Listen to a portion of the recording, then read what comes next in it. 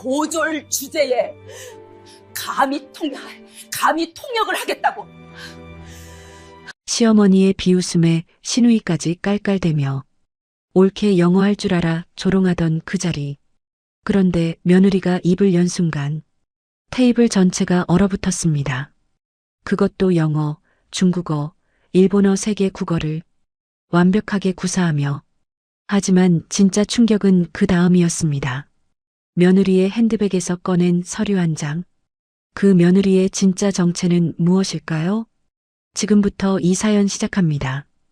구독 버튼 눌러주시고 어디서 듣고 계신지 댓글 남겨주시면 행운 가득한 기운 전달해드립니다. 모든 건 그날 아침부터 시작되었습니다.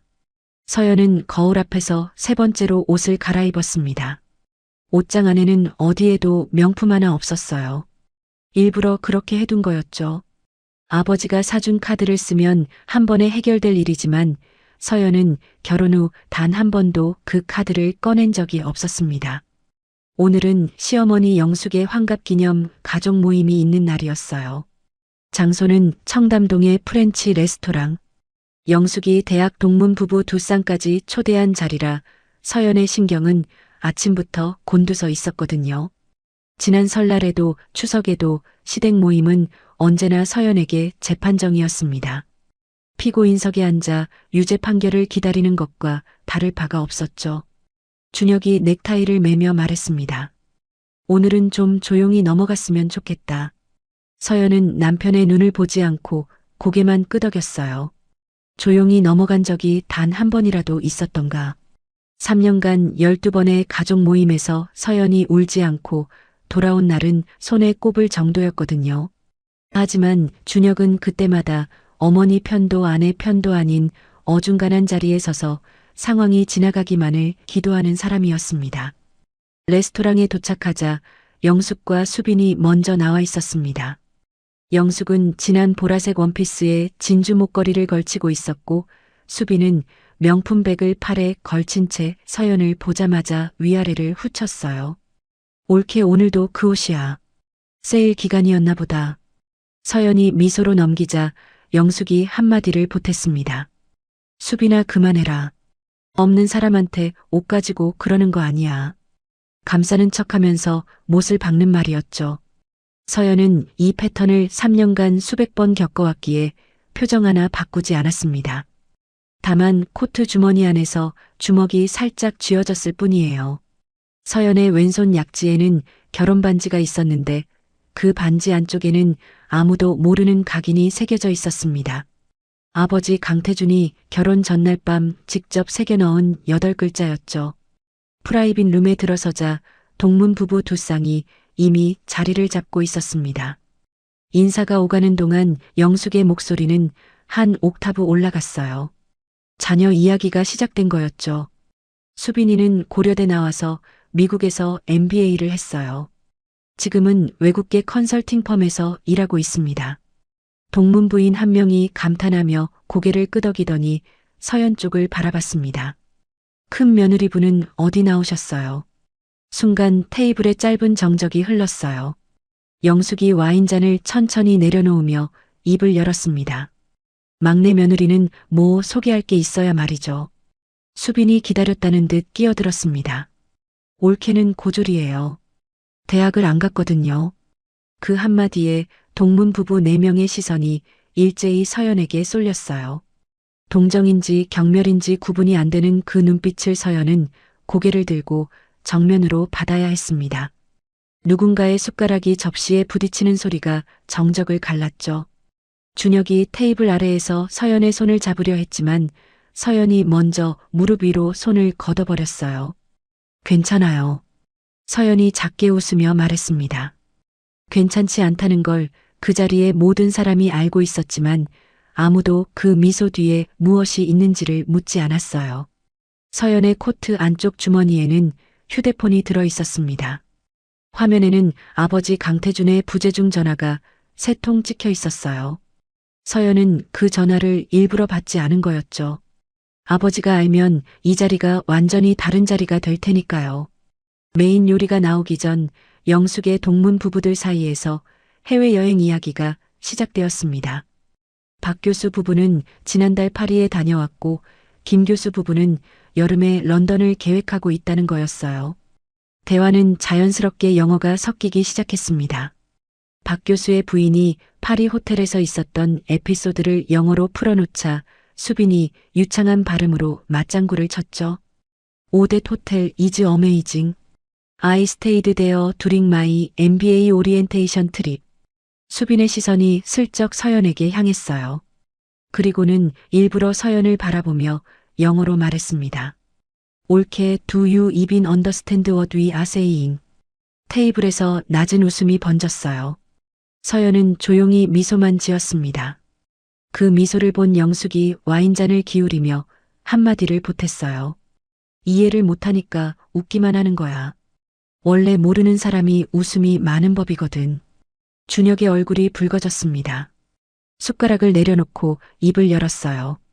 어머니 그만하시죠.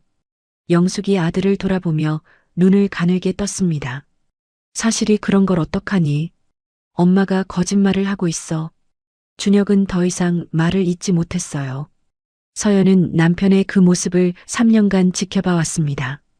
화가 나는 게 아니라 이젠 그저 익숙해진 거였죠. 서연이 자리에서 일어나 화장실로 향했어요. 프라이빗 룸문을 닫는 순간 안에서 수빈의 웃음소리가 새어나왔습니다. 화장실 거울 앞에 선 서연의 눈가가 붉어져 있었어요. 수도꼭지를 틀어 찬물로 손목 안쪽을 적셨습니다. 이러면 눈물이 멈춘다는 걸 서연은 경험으로 알고 있었거든요. 첫 번째 명절에는 차 안에서 울었고, 두 번째에는 화장실에서 울었고, 세 번째부터는 우는 시간이 3분에서 1분으로 줄었습니다. 지금은 눈물이 나올 것 같으면 손목에 찬물을 대는 것만으로 충분했어요. 눈물을 효율적으로 참는 법을 배운 3년이었죠. 거울 속에 자신을 바라보며 서연은 낮은 목소리로 중얼거렸습니다. 컬럼비아 수석 졸업에 하버드 로스쿨 JD. 그게 나인데. 그 말을 입 밖으로 꺼낸 건 결혼 후 처음이었어요. 핸드백 안에는 항상 가지고 다니는 서류 봉투가 하나 있었습니다. 졸업장 사본 2장이 들어있는 그 봉투를 서연은 부적처럼 지니고 다녔죠. 언젠가 꺼내야 할 날이 올 거라는 걸 알고 있었지만 그날이 오늘은 아니길 바랐어요. 휴대폰을 꺼내자 아버지 강태준의 부재중 전화가 5통으로 늘어 있었습니다. 문자 하나가 와 있었어요. 서연아 오늘 모임이라며. 아빠가 근처에 있다. 서연의 손가락이 통화 버튼 위에서 멈췄습니다. 아버지한테 전화하면 30분 안에 이 레스토랑 앞에 검은 차량이 줄을 설 거였어요. 성원그룹 회장의 딸이 시댁에서 모욕당하고 있다는 사실을 아버지가 알게 되는 순간 이 결혼 생활의 모든 균형이 무너지겠죠. 서연은 휴대폰을 도로 주머니에 넣었습니다. 아버지의 문자를 읽는 것만으로도 가슴 한쪽이 뜨거워지는 걸 느꼈어요. 성원그룹 강태준. 대한민국에서 그 이름 석자를 모르는 재계 인사는 없었습니다. 하지만 서연에게 그 사람은 그냥 아빠였어요. 딸이 스스로 이겨내길 바라면서도 전화기를 놓지 못하는 그 마음을 서연은 너무 잘 알고 있었죠. 아직은 아니야. 거울 앞에서 한번 깊게 숨을 들이쉰 뒤 서연은 얼굴을 정리하고 프라이빗 룸으로 돌아갔어요. 문을 열자 영숙이 동문들에게 뭔가를 설명하고 있었고 수빈은 폰을 만지작거리고 있었습니다. 서연이 자리에 앉는 걸 아무도 눈여겨보지 않았어요. 이 테이블에서 서연은 투명인간이었거든요. 준혁이 미안한 눈으로 서연을 바라봤지만 서연은 고개를 젓는 것으로 대신했습니다. 괜찮다는 뜻이 아니라 지금은 말하지 말라는 뜻이었어요. 하지만 서연은 알고 있었습니다. 투명인간이 입을 여는 순간이 가장 무서운 법이라는 거요.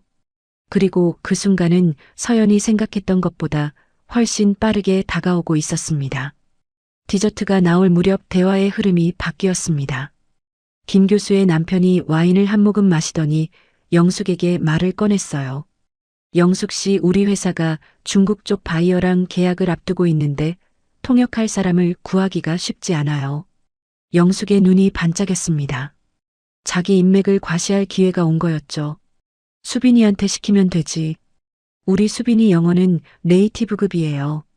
수빈이 어깨를 으쓱하며 받았어요. 중국어는 좀 약한데 영어 통역이면 제가 해드릴 수 있어요. 김 교수 남편이 고개를 저었습니다. 영어는 이미 있고 중국어 통역이 필요한 거거든. 일본어도 되면 금상첨화고. 테이블에 잠깐 침묵이 흘렀어요.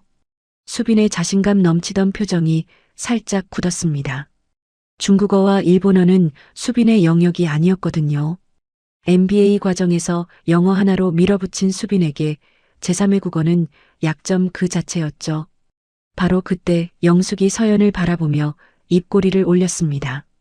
서연의 등이 찬바람을 맞은 것처럼 서늘해지는 걸 느꼈어요.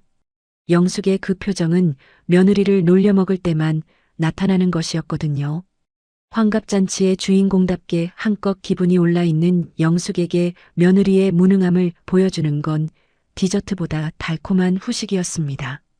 김 사장님, 우리 며느리한테 한번 시켜보시는 게 어때요? 통역이 되는지 안 되는지. 동문들의 시선이 서연에게 쏠렸습니다. 수빈이 피식 웃으며 한마디를 더했어요. 올케가 중국어를 할 줄 알아요. 재미있겠다. 웃음이 번졌습니다. 영숙도 웃었고 동문 부인들도 어색한 미소를 지었어요. 그 웃음에는 공통된 전제가 깔려 있었습니다. 고졸이 통역을 하겠다는 건 코미디라는 전제였죠. 준혁의 얼굴이 단단하게 굳었지만 입은 열리지 않았어요. 세 번째 와인잔을 비우며 시선을 테이블 위에 고정시킨 남편의 모습이 서연의 눈에 들어왔습니다. 서연은 그 웃음소리를 하나하나 전부 듣고 있었어요. 귀가 아닌 가슴으로 듣는 종류의 소리였죠. 3년간 쌓아온 참을성이라는 벽에 가느다란 금이 가는 소리가 서연의 안쪽에서 들렸습니다. 서연이 천천히 고개를 들었어요. 테이블 위에 물잔을 한 모금 마신 뒤 냅킨으로 입가를 닦았습니다. 그리고 아무도 예상하지 못한 말을 했어요. 제가 통역하겠습니다. 순간 웃음이 멈췄습니다. 영숙이 코웃음을 쳤어요. 뭐라고? 수빈이 팔짱을 끼며 고개를 기울였습니다. 옳게 진심이야. 중국어 할 줄 알아. 서연은 대답 대신 김 교수 남편을 바라봤어요. 눈빛이 달라져 있었습니다. 3년간 고개를 숙이고만 있던 그 눈이 처음으로 누군가를 똑바로 바라보고 있었거든요. 김 교수 남편은 그 눈빛에서 뭔가를 느꼈는지 자세를 고쳐 앉았습니다. 그럼 한번 해볼까요? 영숙은 여전히 웃음을 머금고 있었어요. 이 상황이 며느리에게 최대의 굴욕이 될 거라고 확신하고 있었거든요. 동문들 앞에서 고졸 며느리가 말문이 막히는 장면은 앞으로 동문 모임에서 두고두고 안주가 될 이야깃거리였습니다. 수빈은 이미 휴대폰을 꺼내 영상을 찍을 준비를 하고 있었어요. 며느리가 우물쭈물하는 장면을 가족단체 채팅방에 올릴 생각이었죠. 이 테이블의 8명 중 7명이 서연의 실패를 기정사실로 여기고 있었습니다. 유일하게 한 명만이 불안한 눈으로 아내를 바라보고 있었어요. 준혁이 서연의 팔을 잡으며 작게 속삭였어요. 서연아, 안 해도 돼. 서연이 남편의 손을 조용히 내려놓으며 말했습니다. 괜찮아, 여보. 이번에는 진짜 괜찮아. 그 목소리에는 3년간 들어본 적 없는 단단한 무언가가 실려 있었어요. 준혁은 아내의 그 표정을 처음 보는 것 같았습니다. 두려움도 긴장도 없는 그 얼굴은 마치 오랫동안 기다려온 순간이 드디어 왔다는 걸 아는 사람의 표정이었거든요. 김 교수 남편이 자세를 고쳐 앉더니 휴대폰에서 중국어 음성 파일 하나를 재생했습니다. 중국 바이어가 보내온 계약 조건 설명이었어요. 빠른 속도의 비즈니스 중국어가 레스토랑 프라이빗 룸에 울려 퍼졌습니다. 영숙은 와인잔을 들고 여유로운 표정이었고 수빈은 휴대폰 카메라를 서연에게 향한 채였죠. 둘 다 같은 생각을 하고 있었어요. 30초 안에 며느리의 얼굴이 빨갛게 달아오를 거라는 확신이었습니다. 음성이 끝나자 모든 시선이 서연에게 집중되었어요. 정적이 흘렀습니다. 1초, 2초, 영숙의 입꼬리가 올라가기 시작했죠. 그런데 서연이 입을 열었습니다. 그것도 완벽한 중국어 발음으로요. 서연의 통역은 정확했어요. 계약 조건의 납기일 단축 요청부터 물류 허브 이전에 따른 관세 조정안까지 전문 용어 하나 틀리지 않았습니다. 음성 파일에 담긴 4분짜리 내용을 서연은 한 문장도 빠뜨리지 않고 한국어로 옮겼어요. 통역이 아니라 원래 한국어로 작성된 문서를 읽는 것처럼 자연스러웠거든요. 영숙의 와인잔이 공중에서 멈췄습니다. 수빈의 휴대폰을 든 손이 천천히 내려갔어요.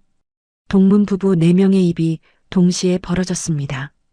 김 교수 남편의 눈이 커진 건 통역의 정확성 때문만이 아니었어요. 서연의 중국어 발음이 베이징 표준어 기반이면서도 상하이 비즈니스 관용 표현까지 섞어 쓰는 수준이었거든요. 이건 학원에서 배운 중국어가 아니었습니다. 잠깐만. 이 부분을 영어로도 정리해 줄 수 있어요. 김 교수 남편이 놀란 얼굴로 요청했어요. 서연이 고개를 한번 끄덕이더니 같은 내용을 영어로 다시 정리하기 시작했습니다. 유창한 발음이 아니었어요. 유창함을 넘어선 수준이었습니다. 법률 용어와 통상 용어를 정확하게 구분하면서도 문장 구조가 깔끔했거든요. 수빈의 얼굴에서 혈기가 빠지기 시작했어요. 자신이 미국에서 2년 동안 갈고 닦은 영어보다 올케의 영어가 한 단계 위에 있다는 걸 수빈은 전문가의 귀로 알아챈 거였습니다. 학원 영어와 실전 영어의 차이가 아니었어요. 이건 영어로 법을 공부한 사람의 영어였거든요. 혹시 일본어도 되세요? 김 교수 남편이 조심스럽게 물었습니다. 서연이 미소를 짓더니 방금 통역한 핵심 조항 3가지를 일본어로 요약했어요. 경어와 비즈니스 표현을 완벽하게 구분하는 격식 있는 일본어였습니다. 프라이빗 룸 전체가 얼어붙었어요. 누구도 입을 열지 못했습니다. 수빈의 휴대폰은 이미 무릎 위로 내려가 있었고 녹화는 언제 멈췄는지도 모를 정도였죠. 수빈은 자신의 귀를 의심하고 있었어요. 고려대 4년에 미국 MBA 2년, 총 6년을 투자한 자신의 영어가 고졸 올케의 영어 앞에서 초라해지는 경험은 수빈의 인생에서 단 한 번도 없었던 일이었거든요. 수빈의 손끝이 미세하게 떨리고 있었습니다. 영숙의 와인잔이 테이블 위에 놓이는 소리가 방 안에서 유일한 소리였어요. 서연이 물잔을 들어 한 모금 마신 뒤 조용히 말했습니다. 저 고졸 맞아요. 그런데 학교만 안 간 거지 공부를 안 한 건 아닙니다. 그 한마디가 테이블 위의 공기를 완전히 뒤집었어요. 3년간 이 테이블에서 가장 작은 목소리를 내던 사람의 말이 이 방에서 가장 무거운 말이 된 순간이었습니다. 그 말이 끝나자 김 교수 남편이 두 손을 모으며 말했습니다. 박 여사님, 이건 통역이 아니라 동시통역 수준인데요. 실례지만 어디서 이렇게 배우신 건지. 서연이 미소만 지은 채 대답하지 않았어요. 영숙이 서연을 바라보는 눈빛이 달라져 있었습니다. 조롱도 비웃음도 아닌 그 눈에는 서연이 3년간 한 번도 본 적 없는 감정이 담겨 있었어요. 당혹감이었습니다. 자신이 3년간 고졸이라고 깔아뭉갠 며느리의 입에서 세계 국어가 쏟아지는 걸 목격한 시어머니의 눈동자가 미세하게 흔들리고 있었거든요. 하지만 이건 시작일 뿐이었습니다. 서연의 핸드백 안에는 아직 꺼내지 않은 서류가 2장 들어 있었으니까요. 김 교수 남편의 질문에 서연은 대답하지 않았습니다. 대신 무릎 위에 올려놓은 핸드백의 지퍼를 천천히 열었어요. 3년간 부적처럼 가지고 다녔던 서류 봉투가 손끝에 닿았습니다.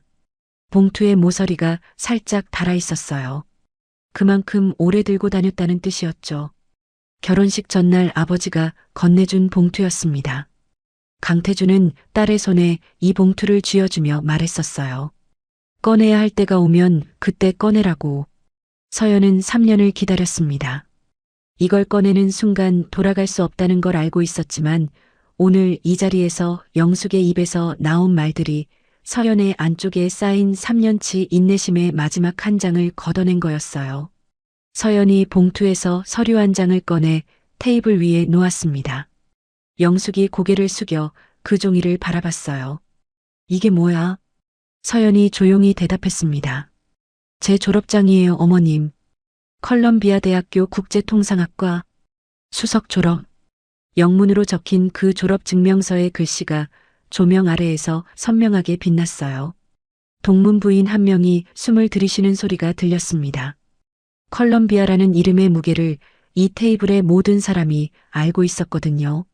아이비리그 8개 대학 중 하나이자 국제통상 분야에서는 세계 최상위권에 속하는 학교였으니까요. 영숙의 얼굴에서 혈기가 빠지기 시작했어요. 하지만 쉽게 무너질 사람이 아니었습니다. 이거 위조 아니야. 고졸이 무슨 컬럼비아야. 수빈이 서류를 집어들었어요.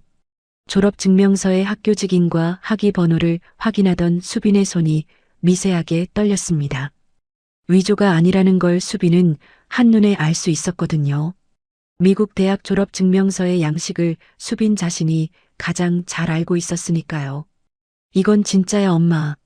수빈의 목소리가 갈라졌어요. 영숙이 수빈을 돌아보며 다그쳤습니다. 뭐라고? 바로 그때 서연이 두 번째 서류를 꺼냈어요. 테이블 위에 놓인 두 번째 종이를 본 순간 수빈의 입에서 작은 신음이 흘러나왔습니다. 하버드 로스쿨, 법무박사 학위 증명서, JD라는 세 글자가 선명했어요. 하버드 로스쿨이잖아. 수빈이 저도 모르게 내뱉은 말이었습니다. 자신의 MBA보다 상위 학위였어요. 수빈이 지원서를 3번 냈지만 3번 다 불합격한 그 학교의 졸업장이 고졸 올케의 핸드백에서 나왔다는 사실을 수빈의 자존심이 받아들이지 못하고 있었습니다. 27년간 학벌이 자신의 전부라고 믿고 살아온 수빈의 세계가 흔들리고 있었어요. 동문 부인들은 서로 눈빛을 교환하며 입을 다물고 있었습니다. 방금 전까지 고졸 며느리를 향해 동정 어린 시선을 보내던 사람들이 이제는 영숙과 수빈을 바라보고 있었거든요. 어머님이 그렇게 중요하게 생각하시는 학벌, 충분한가요? 서연의 목소리는 차갑지 않았습니다. 오히려 담담했어요. 분노도 원망도 아닌 그 톤이 영숙의 귀에는 칼보다 날카롭게 꽂혔습니다. 3년간 고졸이라고 깔아뭉갠 며느리가 자신의 서울대보다 높은 학력을 숨기고 있었다는 사실이 영숙의 머릿속을 하얗게 만들고 있었거든요. 준혁이 서연의 얼굴을 바라보며 입을 열었어요. 서연아, 이게 뭐야? 왜 한 번도 말 안 했어? 서연이 남편을 돌아보며 말했습니다. 당신한테는 나중에 설명할게. 그 한마디에 준혁의 눈가가 붉어졌어요. 3년간 아내가 얼마나 많은 것을 숨기고 참아왔는지를 그제서야 깨달은 남편의 얼굴에는 미안함과 충격이 뒤섞여 있었습니다. 하지만 서연의 반전은 아직 끝나지 않았어요. 학력은 시작일 뿐이었거든요. 진짜 폭탄은 서연의 코트 안쪽 주머니에서 울리고 있는 휴대폰이었습니다. 화면에는 아버지라는 두 글자가 떠 있었어요. 서연의 주머니에서 휴대폰이 다시 울렸습니다. 이번에는 서연이 전화를 받았어요. 테이블의 모든 시선이 서연에게 쏠려 있었지만 서연은 개의치 않고 전화기를 귀에 갖다 댔습니다. 아버지, 괜찮아요. 제가 처리할게요. 짧은 통화였어요. 서연이 전화를 끊자 영숙이 비꼬듯 말했습니다. 아까 고하라면서 아버지가 어디서 나온 거야? 서연이 영숙을 바라봤어요. 3년간 한 번도 시어머니의 눈을 정면으로 마주한 적이 없었던 서연이 처음으로 영숙의 시선을 피하지 않았습니다. 저는 고하라고 말한 적 없어요, 어머님. 부모님이 안 계시다고 말씀드린 적도 없고요. 어머님이 혼자 그렇게 생각하신 거예요. 영숙의 입이 열렸다 닫혔습니다. 기억을 더듬어 보니 서연의 말이 맞았어요. 서연은 단 한 번도 부모님이 돌아가셨다거나 고하라고 말한 적이 없었거든요. 영숙이 고졸이라는 사실 하나만으로 모든 것을 단정 지어버린 거였습니다. 집안도 없고 부모도 없을 거라고 혼자 결론 내린 거였죠. 바로 그때 프라이빗 룸의 문이 노크도 없이 열렸어요. 레스토랑 매니저가 들어왔는데 평소의 여유로운 표정이 아니었습니다. 얼굴이 상기된 채 허리를 깊이 숙였어요. 실례합니다. 성원그룹 강 회장님 일행이 도착하셨습니다. 테이블의 공기가 변했습니다. 성원그룹이라는 세 글자에 동문 부부들의 자세가 달라졌어요. 성원그룹은 국내 10손가락 안에 드는 대기업이었거든요. 영숙도 수빈도 그 이름의 무게를 모를 리 없었습니다. 다만 그 이름이 왜 이 자리에서 나오는지를 이해하지 못하고 있었을 뿐이에요. 레스토랑 입구 쪽에서 구두 소리가 들려왔습니다. 한 명이 아니었어요. 여러 명의 발소리가 일정한 간격으로 복도를 울렸습니다. 레스토랑의 다른 손님들이 고개를 돌렸어요. 프라이빗 룸 문이 완전히 열리자 검은 정장 차림의 남자 4명이 양쪽에 도열했습니다. 레스토랑 매니저가 허리를 90도로 숙이고 있었어요. 그 가운데를 걸어오는 사람은 회색 캐시미어 코트를 걸친 60대 중반의 남자였습니다. 걸음이 느리지도 빠르지도 않았어요. 수십 년간 수천 명 앞에서 걸어온 사람 특유의 보폭이었죠. 강태준이었습니다. 대한민국 재계 서열 9번째 성원그룹 회장, 그리고 박서연의 아버지였어요. 뒤따르는 오비서의 손에는 서류 가방이 하나 들려 있었습니다. 강태준이 프라이빗 룸에 들어서자 서연이 자리에서 일어났습니다. 아버지 오셨어요. 강태준이 딸의 어깨를 한번 토닥이며 말했어요. 서연아, 아빠가 늦었지. 그 한마디에 테이블이 얼어붙었습니다. 아버지. 서연이 성원그룹 강태준 회장을 아버지라고 부른 거였어요. 영숙의 와인잔을 든 손이 떨리기 시작했습니다. 수빈은 의자 등받이에 등을 붙인 채 움직이지 못했어요. 김 교수 부부와 박 교수 부부는 서로를 바라보며 숨을 죽였습니다. 강태준이 천천히 테이블을 둘러보며 영숙 앞에 멈춰 섰어요. 그리고 환갑의 주인공을 바라보며 정중하지만 차가운 목소리로 말했습니다. 사돈 어른이시죠. 우리 딸을 3년간 잘 돌봐주셨다면서요. 그 말에는 축하도 인사도 없었어요. 오직 3년이라는 시간의 무게만 담겨 있었습니다. 정중한 존댓말이었지만 그 안에 들어있는 냉기를 테이블의 모든 사람이 느꼈어요. 영숙의 얼굴이 백지장처럼 하얘졌습니다. 자신이 3년간 고졸이라고 무시하고 깔아뭉갠 며느리가 성원그룹 회장의 외동딸이었다는 사실이 영숙의 뇌를 관통한 거였죠. 입술이 파르르 떨렸지만 소리가 나오지 않았어요. 수빈은 의자에 못이 박힌 것처럼 움직이지 못했습니다. 고려대와 미국 MBA를 자랑하며 올케를 깔봤던 자신이 국내 10대 그룹 회장의 딸을 상대로 학벌 우월감을 부렸다는 현실이 수빈의 얼굴을 붉게 물들이고 있었거든요. 준혁의 입이 벌어진 채 다치지 않았습니다. 아내의 아버지가 자신의 회사 모기업 총수라는 현실이 머릿속에서 처리되지 않고 있었어요. 강태준이 서연 옆자리에 앉았습니다. 오비서가 뒤에 서서 서류 가방을 열었어요. 강태준은 테이블 위를 한번 둘러본 뒤 영숙을 바라보며 입을 열었습니다. 내 딸이 3년간 모욕당하는 걸 참고 있었습니다. 영숙의 손이 무릎 위에서 떨리고 있었어요. 강태준의 목소리는 낮았지만 그 안에 담긴 무게감은 프라이빗 룸 전체를 눌렀습니다. 딸이 직접 해결하겠다고 해서 기다렸어요. 아버지로서 참기 쉬운 일은 아니었습니다. 오비서가 서류 한 장을 테이블 위에 놓았어요. 기업 지배구조도였습니다.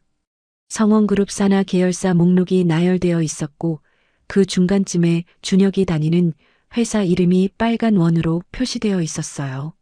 준혁의 회사가 성원그룹 계열사의 자회사라는 사실이 한눈에 보이는 도표였습니다. 사장님, 이건 준혁이 떨리는 목소리로 말했어요. 자신이 3년간 다닌 회사의 최종 오너가 장인어른이었다는 사실을 이제야 알게 된 거였죠. 사위 걱정은 안 해도 됩니다. 내 딸이 당신 회사에 손 떼는 건 원치 않는다고 했으니까. 강태준이 준혁을 보며 말했어요.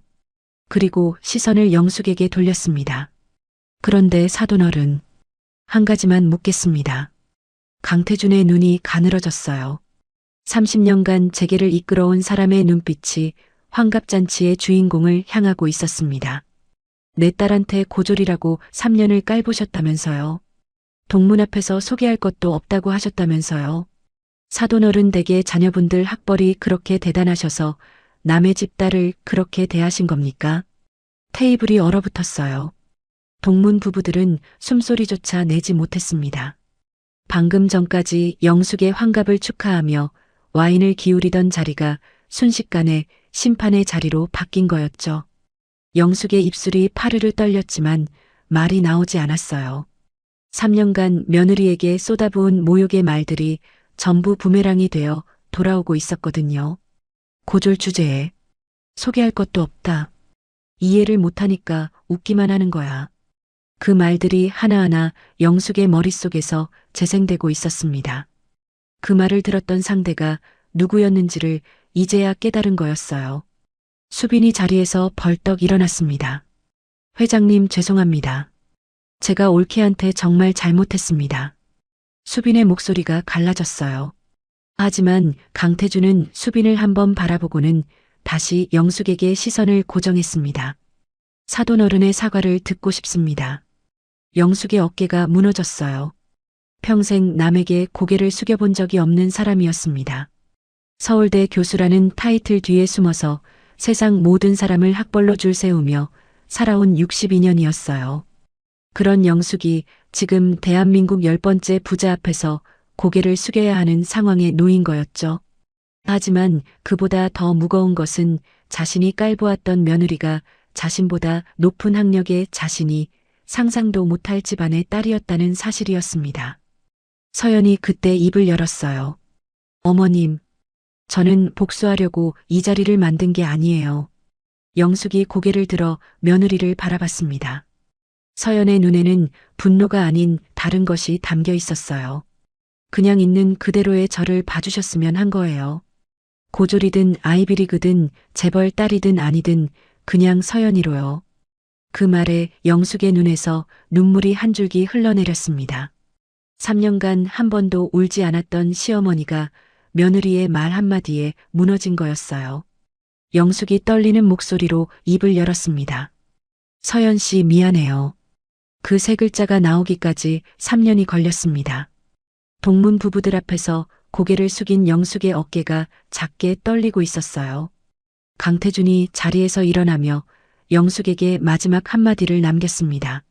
사돈어른 내 딸은 학벌이나 집안이 아니라 사람을 보고 이 집에 시집 왔습니다. 앞으로는 사돈어른도 사람을 봐주시면 좋겠습니다. 그 말을 끝으로 강태준은 서연의 어깨를 한 번 더 토닥이고 프라이빗 룸을 나갔어요. 오비서와 수행원들이 뒤따랐습니다. 강태준이 떠난 뒤에도 한동안 아무도 입을 열지 못했어요. 프라이빗 룸에는 와인 잔이 부딪히는 소리도 포크가 접시를 긁는 소리도 없었습니다. 오직 영숙의 작은 흐느낌만이 그 공간을 채우고 있었어요. 일주일이 지났습니다. 서연은 강남의 글로벌 로펌 사무실에 앉아 있었어요. 국제통상 변호사. 그것이 서연의 진짜 직업이었습니다.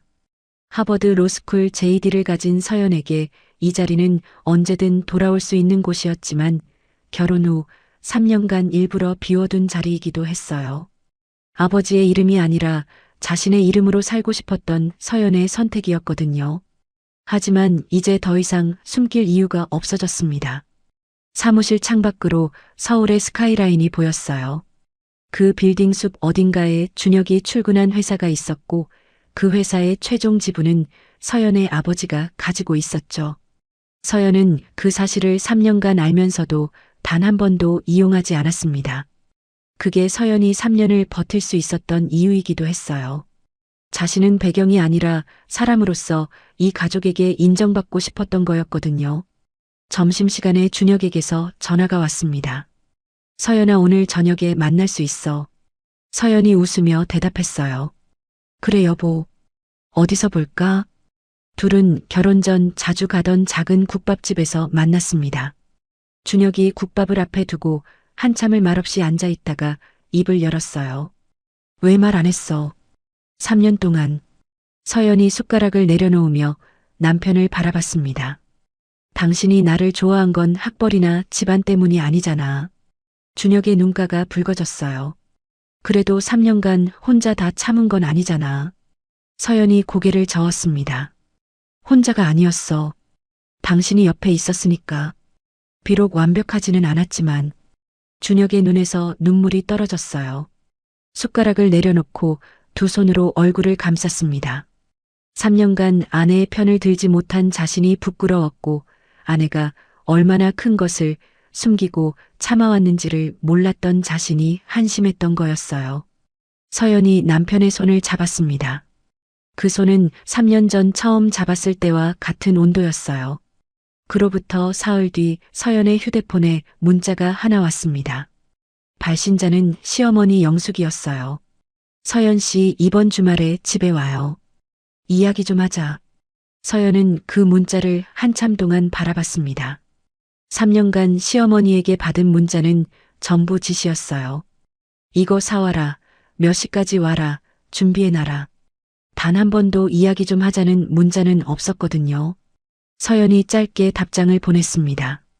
네, 어머님. 갈게요. 주말에 시댁을 찾은 서연을 영숙이 현관에서 맞았어요. 3년간 한 번도 현관까지 나와 본 적 없는 시어머니였습니다. 영숙의 손에는 앞치마가 들려 있었고 부엌에서는 된장찌개 냄새가 났어요. 눈가에 잔주름이 깊어진 시어머니의 얼굴에는 일주일 사이 10년은 더 든 것 같은 피로가 서려 있었습니다.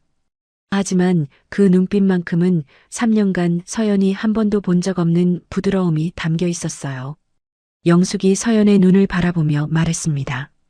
밥 먹자. 내가 해놨어. 그 말 한마디에 서연의 눈시울이 뜨거워졌어요. 3년간 이 집에서 식사를 100번 넘게 했지만 시어머니가 직접 밥을 해준 건 이번이 처음이었거든요. 서연이 신발을 벗고 거실로 들어서는데 식탁 위에 자리 3개가 놓여 있었습니다. 수빈의 자리도 있었어요. 수빈이 부엌에서 나오며 서연에게 작게 고개를 숙였습니다. 옳게 아니 언니. 앉아요. 서연은 그 자리에 앉았습니다. 된장찌개 냄새가 코끝을 간지렸어요. 3년간 이 식탁에서 서연은 항상 가장자리에 앉았습니다. 오늘은 가운데 자리였어요. 사람의 가치는 졸업장 위의 글자가 아니라 그 사람이 살아온 시간이 증명하는 것이라고 서연은 믿었습니다. 그리고 3년이라는 시간이 드디어 그 증명을 마친 거였어요. 서연이 숟가락을 들며 작게 웃었습니다. 잘 먹겠습니다, 어머님. 그 한마디가 이 집에서 처음으로 편안하게 나온 인사였습니다. 사람의 가치는 졸업장 위의 글자가 아니라 그 사람이 살아온 시간이 증명합니다. 누군가를 함부로 판단하기 전에 그 사람의 진짜 이야기를 들어보세요. 여러분의 소원이 이루어지길 바라며 행운 가득한 하루 되시길 바랍니다.